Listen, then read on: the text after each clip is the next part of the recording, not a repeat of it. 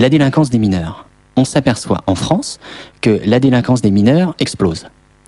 La délinquance des mineurs explose dans tous les pays d'Europe, sauf en Italie. Sauf en Italie. Et lors d'un colloque qui s'était tenu donc sur la délinquance des mineurs, les magistrats européens ont été extrêmement surpris lorsque leurs collègues italiens leur ont dit qu'en Italie, il n'y avait pas de problème quant à la délinquance des mineurs. Pourquoi ?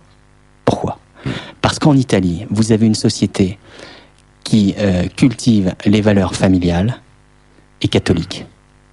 Donc, c'est extrêmement simple. Tout le monde sait que les mineurs se lancent dans la délinquance lorsque la cellule familiale n'existe plus. Voilà. En Italie, vous avez une cellule familiale qui est extrêmement forte.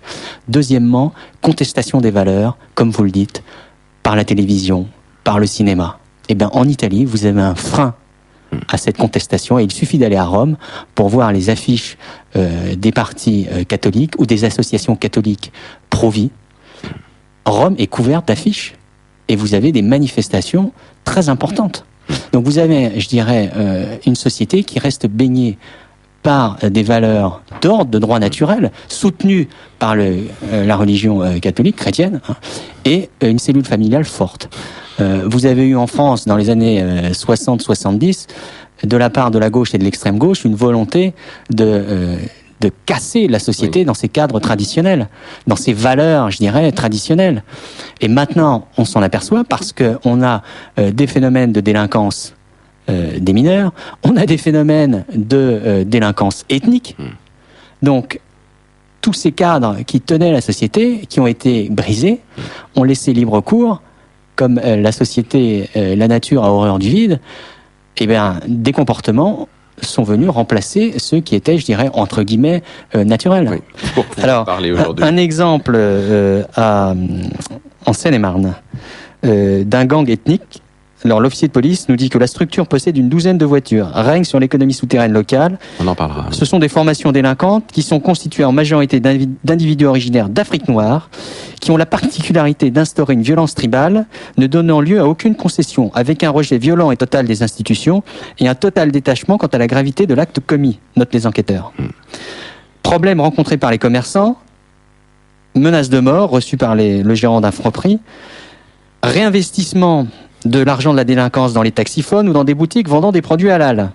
Bien évidemment, tout l'argent qui vient des trafics divers, stupéfiants, vol de voitures, recel, etc., est immédiatement réinvesti dans des commerces de restauration rapide, de taxiphones, de tout ce que vous voulez. L'argent circule, hein.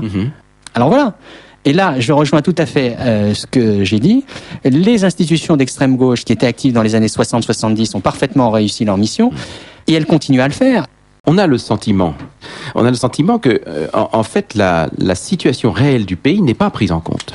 Alors, absolument pas. Et je vais vous en donner un exemple en ce qui concerne donc les violences urbaines. Vous avez eu au mois d'août à Paris un certain nombre de phénomènes de violence avec des bandes qui se sont réunies dans un quartier de Paris et qui ont donné lieu à des incidents très graves. Alors, ce qu'il faut savoir, c'est que lorsque vous interrogez les policiers et que vous leur demandez leur sentiment sur ces violences qui se sont commises à Paris, ils vous disent « mais ça fait longtemps que dans les banlieues, on a dépassé ce stade et qu'on en est au stade du règlement de compte avec des armes à feu. » Et que c'est quotidien dans certaines banlieues.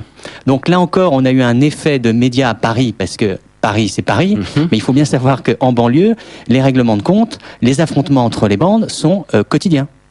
Voilà la situation. Et ça, vous ne pouvez pas le savoir si vous n'avez pas pris le temps de lire la presse, de décortiquer les articles, parce que à la télévision, vous avez un effet, je dirais, de médias, c'est dans l'instant, il n'y a pas de réflexion. Donc il est nécessaire, et d'où le rôle de notre association, qui est aussi, au-delà de l'aide que nous pouvons apporter aux victimes, d'être un observatoire des phénomènes de délinquance, de violence urbaine, pour pouvoir expliquer aux gens ce qui se passe. Et ce qui se passe actuellement est extrêmement grave parce qu'on s'aperçoit que l'appareil policier et juridique travaille encore une fois à flux tendu. Donc, je dirais qu'il n'y a pas de réserve stratégique. Et l'exemple type en a été les émeutes de mars 2006. Ces émeutes ont entraîné quand même 50 à 60 millions d'euros de dommages, ce qui n'est pas négligeable, un nombre impressionnant de voitures brûlées, un nombre impressionnant de gens qui ont été interpellés, une mobilisation des forces de police et gendarmerie, une mobilisation des tribunaux, et surtout, la mise en place d'un dispositif extralégal qui est, enfin extralégal, légal puisqu'il est prévu par la loi, l'état d'urgence. L'état d'urgence qui n'avait pas été appliqué pendant les événements de mai 68. La dernière fois, je crois que c'était pendant la guerre d'Algérie. Voilà, exactement. C'est les événements de la guerre d'Algérie ont entraîné l'application de 2 dispositifs d'urgence en cas de troubles graves à l'ordre public. Ça a été l'état d'urgence et l'article 16. Donc je dis que nous avons eu l'état d'urgence. À quand l'article 16 ? Ce qui est très inquiétant, c'est qu'il y a de plus en plus d'affaires de récidive, ce qui prouve bien que le délinquant n'est finalement jamais neutralisé. On va peut-être pas entrer dans le débat technique sur la récidive parce que c'est un débat qui est très ardu et très lourd, mais je voudrais juste dire aux auditeurs que lorsqu'on parle de récidive dans le texte loi, il faut bien comprendre que c'est une récidive pour le même délit ou le même crime. C'est-à-dire, alors on va prendre un exemple, si vous avez été condamné une fois pour infraction à l'agitation sur les stupéfiants et que vous commettez un vol avec violence, il n'y a pas récidive. Il faut, pour qu'il y ait récidive, que les 2 termes infractionnels correspondent. Alors là, vous posez le problème effectivement du délinquant, de la récidive et du moyen à employer pour limiter la récidive. La solution n'est pas évidente. Elle passe bien évidemment par l'interpellation des gens, leur condamnation rapide, et ensuite le fait qu'ils puissent purger leur peine dans les conditions, je dirais, les plus favorables, non pas pour eux, mais pour la société.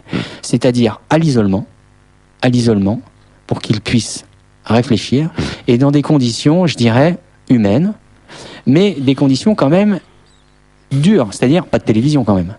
Pas de télévision, parce qu'il faut savoir que dans les prisons, il y a la télévision, tout le monde a droit à la radio, au MP3, au téléphone portable, bon, c'est la grosse rigolade. Donc il faut tout reprendre en main, et il faut reprendre en main surtout les prisons, parce que les prisons sont le lieu de la délinquance.